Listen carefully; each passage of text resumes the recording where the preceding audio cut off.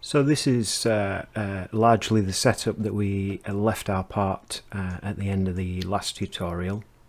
And what we're going to do in this tutorial is just, if you've already created an extrude up to the plane, then you can go back into the sketch that you used to create that extruded shape and just make some modifications. And the aim here is to as closely as possible replicate the perimeter shape of the bottom of our imported mesh. So we began that very briefly last time, but we didn't actually create a shape that followed the existing perimeter very closely. We just created a kind of basic rectangular shape just to illustrate how we were going to use our new plane to terminate that extrude. So if you already have that extrude, you can either delete it in the sketch that created it, or you can drop back into that extrude and edit the sketch. Either way would work. So on this particular part, I don't have an extrude already, so I'm gonna create a new sketch on the top plane in this case. But before I do that, I want to hide everything that could distract my attention. So I'm going to hide the two sketches that I used to create my plane, so I don't need to see those as I'm sketching. And then I'm going to hide the actual mesh body itself. So here's the mesh body. If you have this kind of slide out area at the side of the feature tree open, which I have, you can just click on that icon there and it will hide the relevant body. That's quite a nice way of hiding and showing bodies or sketches quite quickly. It just takes a single click to hide and show them.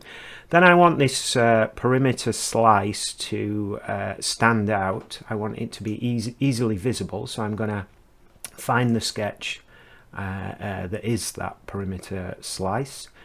Go down to sketch color and just give it a nice bright color so that I can easily see it. And then plane 1, which was the plane that I created last time that was very slightly above the top plane, I don't need to see that either, so I'm gonna hide plane 1 as well. So that's going to be a little bit easier to work now. I've kind of deleted most things that will cause a distraction. I think one last thing that I might do is just delete or hide some of these planes. So plane 3 I don't need to see either. So that's a nice clean interface to begin this process now. So I'm going to sketch on the top plane here, and then initially what I'm going to do is just sketch a shape which is broadly a similar shape to the slice, but slightly bigger.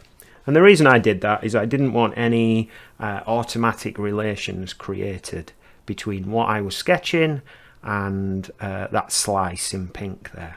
So I want to have manual control over any relations that I put between those two things. So what I'm going to do, I'm going to select this bottom edge and then hold Control and select one of the points on my slice, and then make those 2 points coincident. And then I'm going to do something similar on this edge. So select my sketch line and select one of the edges on the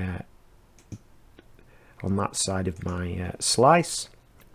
And then I've inadvertently ended up with a perpendicular relationship up here, so I'm going to delete that because I didn't intend for that. So you can see this line is still free to kind of rotate around that point. I want to get rid of that freedom, so I'm going to click somewhere on the line and then hold Control and click on one of the points from my slice and say make coincident. So I'm largely replicating the same process all the way around here. So I'm putting coincident relations between my sketched lines and various points along the edge of my mesh, essentially. And then I know that the way that I've aligned this mesh, I want this line to be coincident with that plane. Now that's sort of reliant on me doing some work prior to this and making sure that my mesh shape is aligned with the primary planes. So if that wasn't the case, I couldn't make that line collinear with the right plane. So that's just due to the fact that I've done some work to ensure the alignment of my mesh is in a sensible place relative to the plane. So this line and my right plane, I can make those coincident. So then I've fairly accurately replicated the shape that I was seeing there. I've got a decision to make in terms of how I handle these rounded areas on the corners of my mesh. I think I'm going to handle those as fillet features later on. If that's proving not very successful, I do have the option to come back in this sketch and use the sketch fillet tool on those corners if that works more successfully. But I think for the time being I'm going to try and tackle those as fillet features.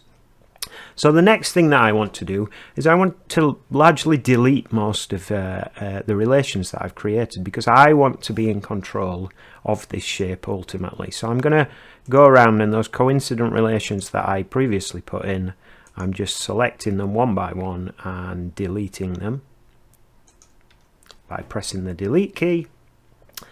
And then I no longer want to see that slice, so I'm gonna hide the slice shape. But what I do want to do is I want to start putting some dimensions on my part. Now when I get to this point, I do have a choice here. There's a little bit of a user interpretation. Do I suspect that that value was designed as 200 millimeters? I think I probably do, so I'm going to round that to 200. And then, do I suspect this value was intended to be 300? I feel as if it's quite likely. So I'm going to round that value to 300. And then I'm going to put some angular measurements on this thing. So again, do I think that in all likelihood the designer intended that to be 70.5? I think that's highly likely given how close it is. So I'm going to round that to 70.5. And likewise, I suspect this value was intended to be 109.5 as well. So I still have some degrees of freedom here. So I didn't do an entirely successful job of aligning this mesh relative to the primary plane. So you can see it would have been nicer if this bottom edge would have aligned with the front plane there, but in order to deal with that, I'm just going to put a distance dimension between those two, and that will be just an arbitrary figure. That's just the figure that accounts for the fact that when I came to align this mesh with the world coordinate system, I kind of didn't do quite as good a job as I could have done. So I'm just going to leave that value whatever it may be. And then I have a fully defined perimeter shape now. So I can use this for my extrude, which is what I'm about to do. So I'm going to jump into the Features tab, click on Extruded Boss Base. This is where I need my angled plane in order to extrude this up to a surface. So if I go and find my angled plane that I created last time, so there's my angled plane, plane 3. So I'm saying up to surface, the system's asking me which surface, and then I'm selecting plane 3. Like that.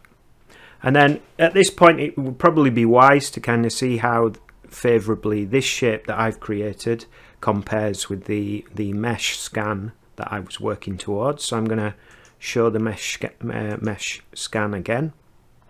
When I get to this point, it would probably be wise to give the scan mesh a specific colour so that I can easily tell the difference between my part, the geometry that I've created in my part, and the imported mesh itself. So that's easy enough to do. If you select the scan body in the surface bodies folder here, and then click on the appearances icon, and then this icon is essentially telling me that the default colour for the entire part is sort of a light grey, but if I wish I can change the colour for this body specifically. So I'm going to click on body, And then you're free to choose any colour that kind of stands out to you. I think I'll choose kind of a greeny colour, something like that. So I accepted that and then just click back in the graphics area. So you can see there seems to be kind of a deformation in the top of the mesh, and my extrude is too big at the sides here. So what it might be nice to try and do now is maybe get a slice through that mesh to see how much the walls are leaning in by. So this is a process of kind of hiding and showing various things. So what I'm about to do now in the solid bodies folder here is just hide my extrude temporarily. And then that's to allow me to just appreciate that, do I have some angle on the walls of this box? It appears as if I do.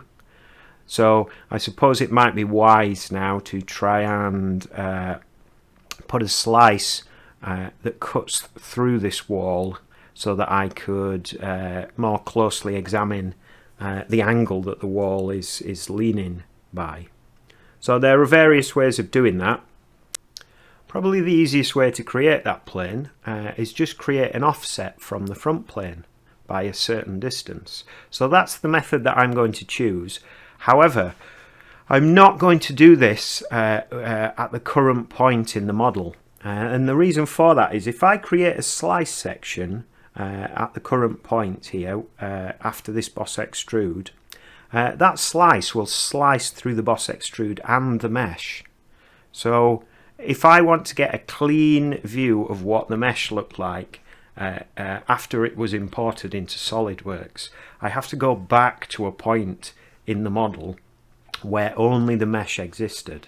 And the way that we do that is to click on this blue line, this is called the rollback bar, and go to the point at which the mesh itself, or the mesh body, was created in this part. So I'm going to click and hold, drag all the way back up here to just below surface imported 1, and let go.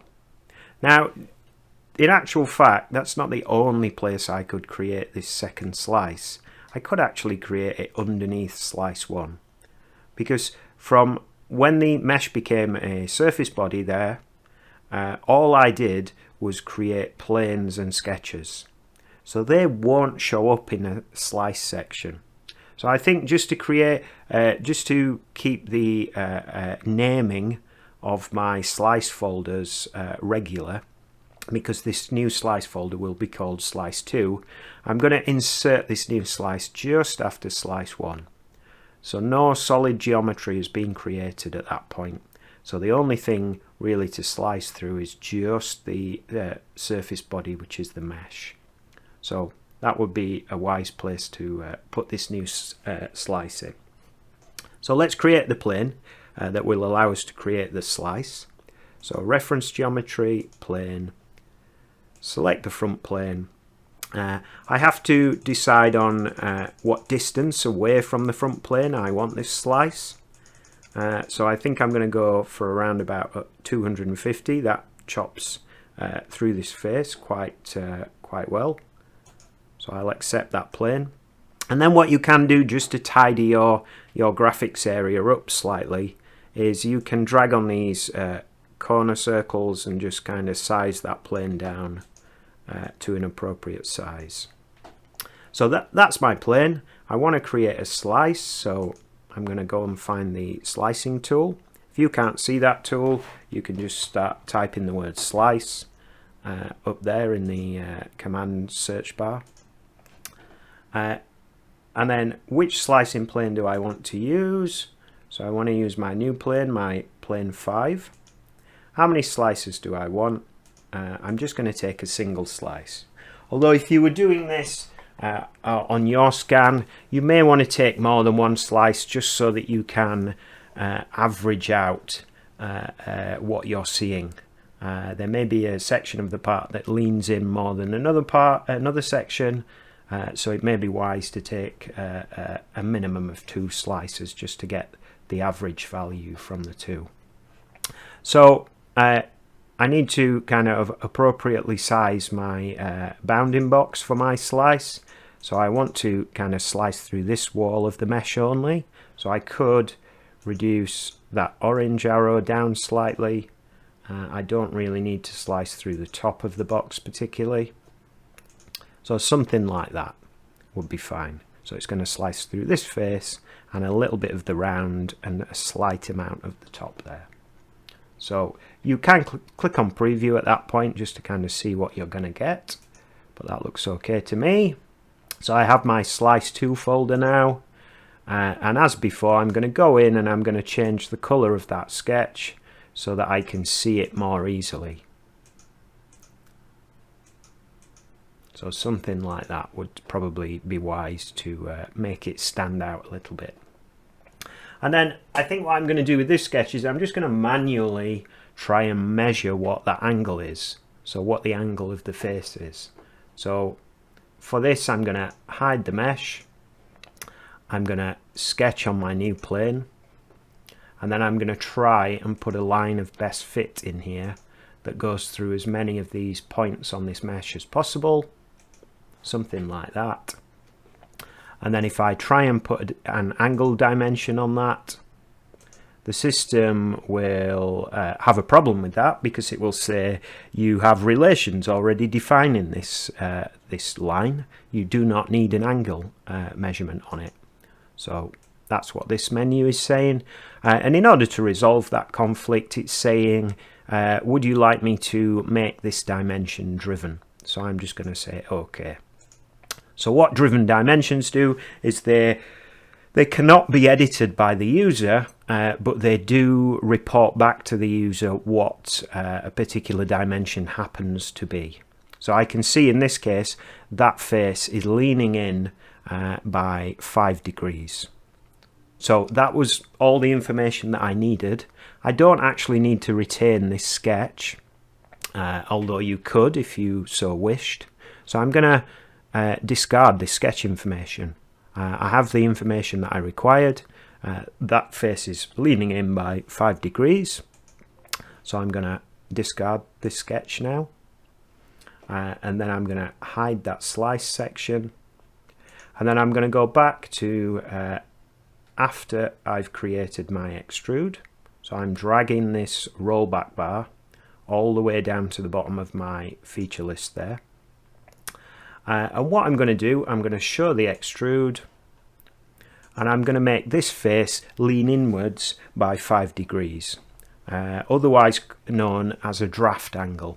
So these angles are put on many molded parts to allow them to be more easily removed from the molding tools. So we have a draft feature. So if you go into features, find the draft icon, and then there are really 3 inputs that I need to supply here. There's the amount of draft that I want in degrees, so in this case that's going to be 5. There's something that's known as a neutral plane, and for this I'm going to use the top plane, and we'll talk about that a little bit in a second. So I'm going to use the top plane, and then any faces that I want to apply this draft angle to. So I'm going to click on this face here. And then I'm going to click on apply. And you can see the effect that that had. So it pivoted the face around an edge, around this bottom edge in actual fact. And that was the significance of the split plane, or the neutral plane. The neutral plane defines which of the edges of the face will remain static. So it's the edge that the face will pivot around when that angular measurement is applied to it. So I only have the information for one face on my part currently, so I'm going to OK and exit this menu. So my face is now leaning in by an appropriate amount. If I show the mesh, yeah, I'm getting kind of broad agreement between these 2 items. So you can see the mesh face there is kind of flashing. And what is happening there is the system is having trouble trying to decide which face is on the top. So is it the mesh face which should be shown to the user, or is it the grey face of my extrude? So that tells me that I'm broadly speaking in the right area to mimic the scan or the mesh. So that is that face taken care of. So there's obviously a job now of putting slicing planes in for the other faces. So let's pick one of the more difficult faces. Let's pick this face here. So this face is going to be a bit more difficult because it doesn't really align with any of the primary planes. So I need to create a slice through here. So I'm using my rollback bar to go back above any user created features. So these were my user created features, this extrude and this draft. So I'm going up to just below slice 2 because I'm about to create another slice.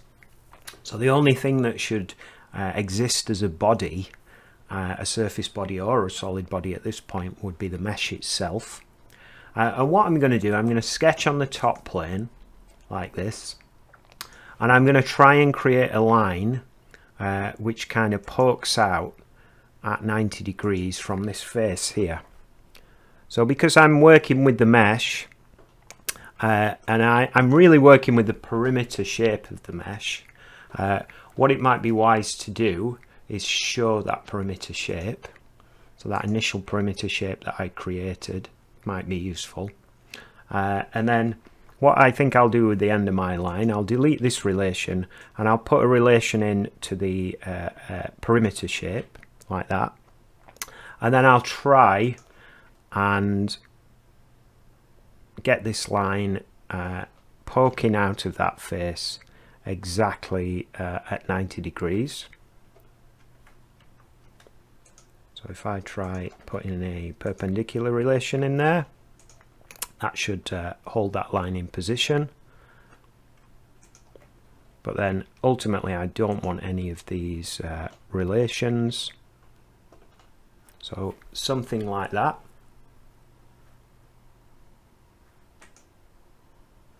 And then I'm going to use that line to create a plane. So here's my reference plane. I'm using the line as a reference, and I'm going to use the top plane as another reference. So the system will orient this new plane at 90 degrees to the top plane, and it will ensure that it cuts through that line as well. So it's showing me a preview, it's telling me the plane is fully defined. So there's a suitable plane to create a slice section. If I wanted to just tidy up my interface a little bit, I could size this plane to something more appropriate, maybe like that.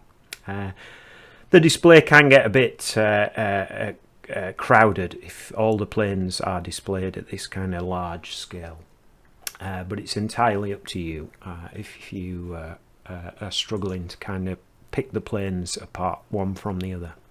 So I'm going to use this plane to create a new slice. So here we go. Slicing planes will be this plane. You're free to kind of trim down the limits of your slice. The smaller you can make these for your purposes, whatever your purposes may be, the quicker this slicing will be. Because sometimes taking a slice through a large mesh can take quite a lot of processing time.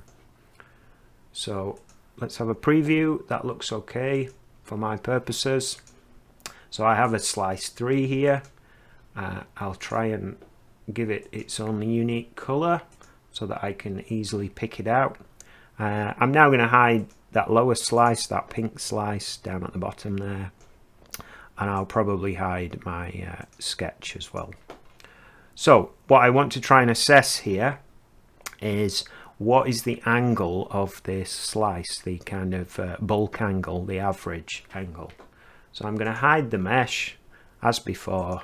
I'm going to sketch on my new plane, and I'm going to try and assess what sort of angle this face has. So I'm putting an initial sketch line in there, and then I'm dimensioning up to that sketch line, and then the system quite rightly says that I cannot create a driving dimension, but I can create a driven dimension. So it's saying, would you like me to switch that to being a driven dimension? So I'm going to say OK. So it appears as if this face is leaning inwards by 3 degrees. So I have the information that I needed. So I can discard this sketch now. I don't really need the sketch anymore. so I'm discarding the sketch information. So 3 degrees was the information that I needed. I'm now going to hide this slice. It's done its job, and I'm going to go back down to the bottom of my model there, and then I can apply draft to this face as well. So I know it should be 3 degrees, so I go into features, add draft, set the number of degrees. The pivot plane or the split plane or neutral plane will be the same for all these edges. And this is related to where the main mold tool split apart. So that's why it has that name, the neutral plane or the split plane. So I want to apply 3 degrees to this face, click on apply, I'll see that applied to the face, and then accept. So one thing to say at this point is, because I have been checking my changes against my mesh as I go to assess whether they accurately reflect the shape of my mesh, which they seem to, I could, just to keep my feature list a little bit tidier, start deleting these slice sections. I don't need slice 3 anymore, so I could delete that, and I think I will. It served a purpose, and it's no longer required. So I'm going to delete slice 3. As I delete the folder there, the 2 things that were inside the folder appear on the main feature list, so I also have to delete those as well. And the system's been a little resistant to actually delete them at all, so I'm having to have a go a third time to get them all deleted. So there we go. So slice 3 and everything associated with it was deleted. Plane 7 and sketch 9 are probably not needed either, because they were created only to give a position for slice 3. So I could delete those now as well. And likewise with slice 2. Slice 2 was only created to get an angular reference as to how far that face was leaning in. So I could delete that feature, and that feature, and also plane 5, which is no longer required now either. So they were purely there just to read the angle of that face. So now they're not actually required, now that I've tested that the angle represents the shape of the mesh. So there's 2 more sides there that also have angles on, but you have the broad kind of workflow as to how to create slice sections through them, analyze the slice sections, get the angular dimension that you need, and apply it to your faces. So that's okay. So let's skip forward a little bit in this process. So here's the block with all the relevant drafts applied to all the sides. The next thing that we're going to tackle is the rounds on the edges. So we have fillet features on the edges. So I think what I'm going to try and do, if this method's unsuccessful, what I can do is go and look at the slice section again and try and estimate how large these rounds are intended to be. But I think before I do that, I'm just going to try selecting one of the edges of my extrude, applying a fillet feature to that edge. So there's the fillet icon, and maybe experimenting with some likely values. So I'm going to try 10 millimeters initially, and I'm going to apply that single fillet to all these edges, just in case they're all intended to be the same. So I'll accept that, and then I'll assess, am I close? I do think I'm quite close there. What I can see, if I just hide the planes temporarily, I can see the mesh kind of poking through at points. So it may be worthy of a little bit more investigation, but I'm fairly close to the mesh on those fillet features. So if you see one body poking through the other body, you can be fairly sure that you're quite close. So I'm reasonably happy with that. Then I'll try and approximate this fillet that runs around the top edge of my extruded feature. So I'm clicking on one of those top edges and selecting the fillet feature. Let's see if 10mm will be suitable for this one as well. So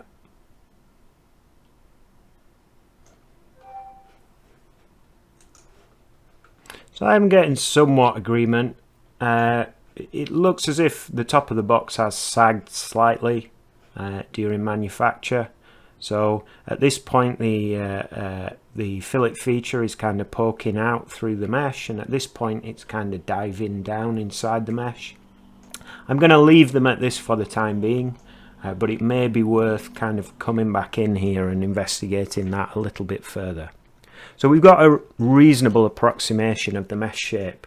The one final thing that we have to tackle is the fact that our block is filled with material, whereas the mesh, shown in green here, has a big hollow section. So I can handle that with a shell feature in SolidWorks, but it might be wise before I do that just to have a look at one of my slices and try and assess how thick I think the wall should be. So there's my perimeter slice around the bottom of the part. So if I click on the top plane and sketch, and then just try and assess how wide I think these walls are. So I'm putting some lines in here which are bridging the outer and inner walls.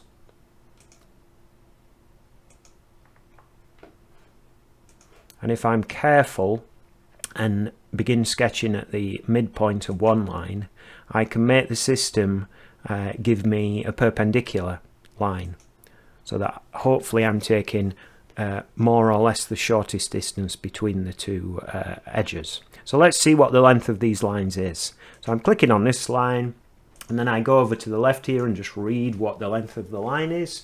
So that one's looking very close to 3mm. And then click on the next one. This one also looks very close to 3mm. And then click on the third one. This one also looks very close to 3mm. So I suspect that the walls were intended to be 3mm thick.